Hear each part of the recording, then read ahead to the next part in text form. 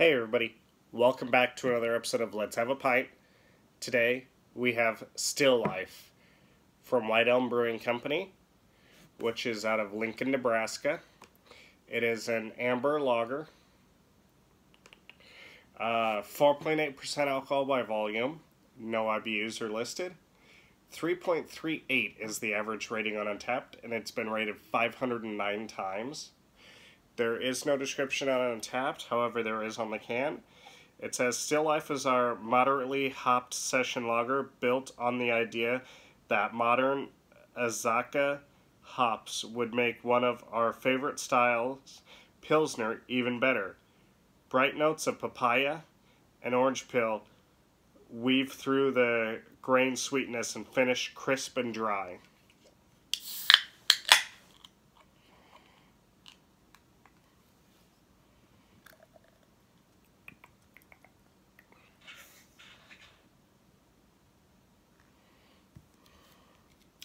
So we got a fair amount of head on this guy.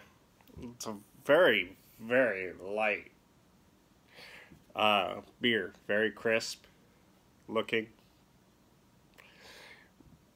But yeah, it's very much clear, see-through. Big head. Lots and lots of tightly laced small bubbles. You can even see me through it.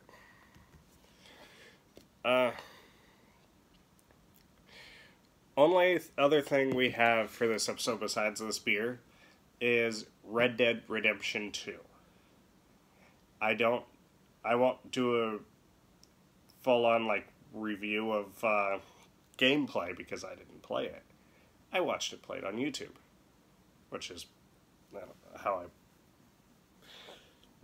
stay up with the gaming world anymore, because last game I bought and played was Grand Theft Auto 5. Before that,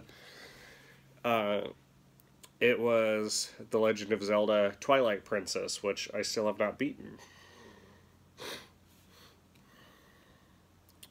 I got 3/4 of the way through, because it's in 4 parts, and I got through the first 3 parts.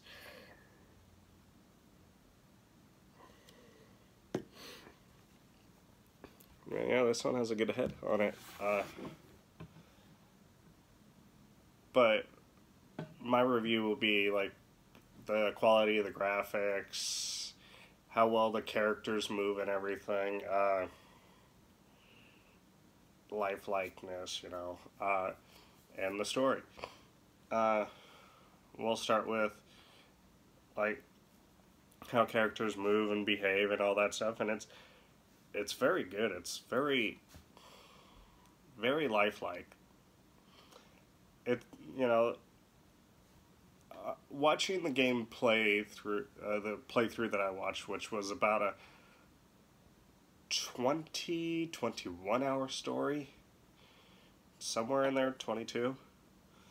There was only maybe 4 or 5 times where I noticed things, it was very obviously a game and not real life. Other than that, it really looked like it's a great looking game. The way the characters move, all that other fun stuff. Like I said, it was only a couple instances throughout, 3 or 4 instances throughout the entire game where you could go, yep. But, even down to hair, every little incredibly small detail. The smallest of things in the world you could still interact with. As far as I'm aware, I don't believe there's a building you can't go in either. There's no person in the world that you cannot interact with. And it's got an insanely massive map. Storyline, I thought it took a little while to really get going. And some things were kind of obvious, that were going to happen. But for the most part, not really. I thought it was actually a very good storyline. I didn't think it would keep me intrigued through 20, 21, 22 hours, and it did. Usually I'll go through 3 or 4 hours and then be like, let's do this instead. Let's, more important things to do. But, and not only that, it was hour-long episodes, so I was having to sit for an hour at a time to watch. It's not as easy as with 20, 30-minute videos to just watch a chunk here and there. Of course, as long as it would be 50-plus episodes doing it that way. 70-plus episodes. But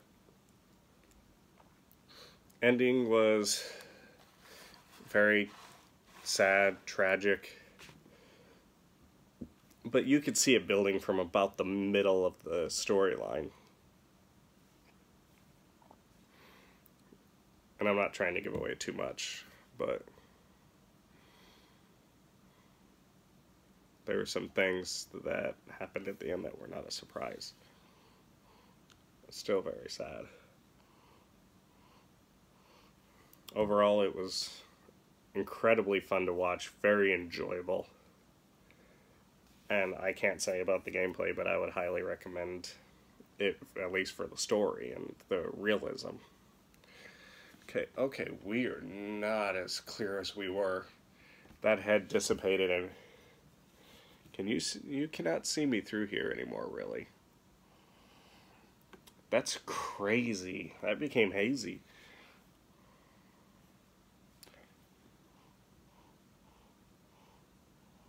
Not a whole lot of smell to it. I really just get like lemongrass out of it.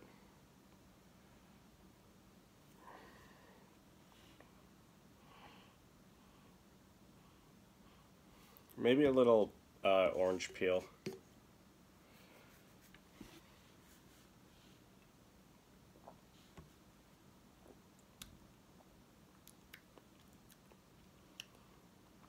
That's right. Okay, there's a lot of papaya on the in the taste. Fair amount of orange peel.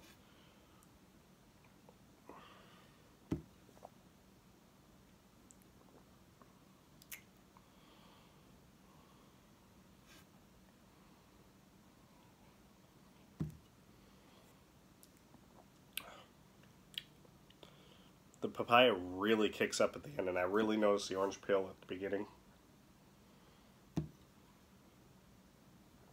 They just intersect.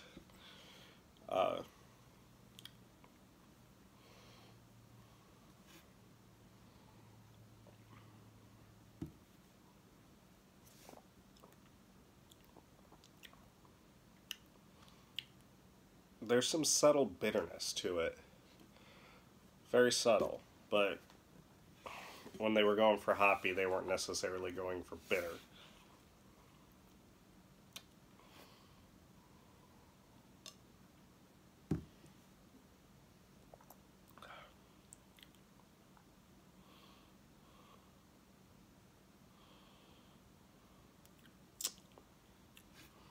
It's very dry as well.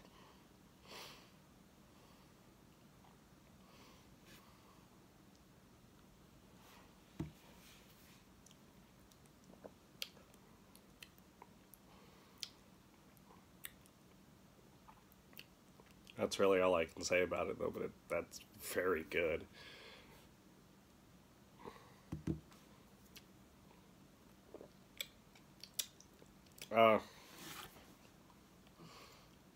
I do want to give a rating for Red Dead Redemption 2 as far as, like, story goes, what, I can see without actually playing it, watching it be played. It's incredibly realistic. It's incredibly in-depth. The map is something like 5 times the size of Grand Theft Auto 5, and there is nowhere on the map you cannot go. There is no building you cannot go in. There is nothing in it that you cannot interact with. And the story was very solid, kept me entertained. I'm still not over the ending, which is good. Uh, honestly, as far as all that goes, without being able to know about the game mechanics, you know, how well it works with the controller, you know, and all that, I am going to give it. I'll do games 10 out of 10. I'll give it a 9.5 out of 10.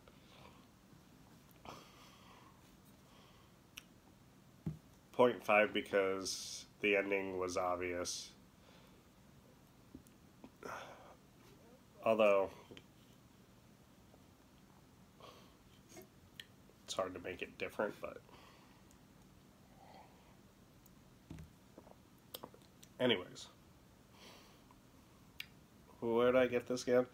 I wouldn't necessarily be surprised if I don't, but it's also a great one for summer, so you never know what'll happen come summer, and I'll go, you know, that's a good one to grab. I feel like this would be one you could drink out of the can, too. So if you're going to a buddy's place and for a party or some shit, and they only have cheap stuff that you don't want to drink, good one. Rating, I'm gonna go 3.5 on this. It's good, it's solid for what it is. So, till next time, Prost.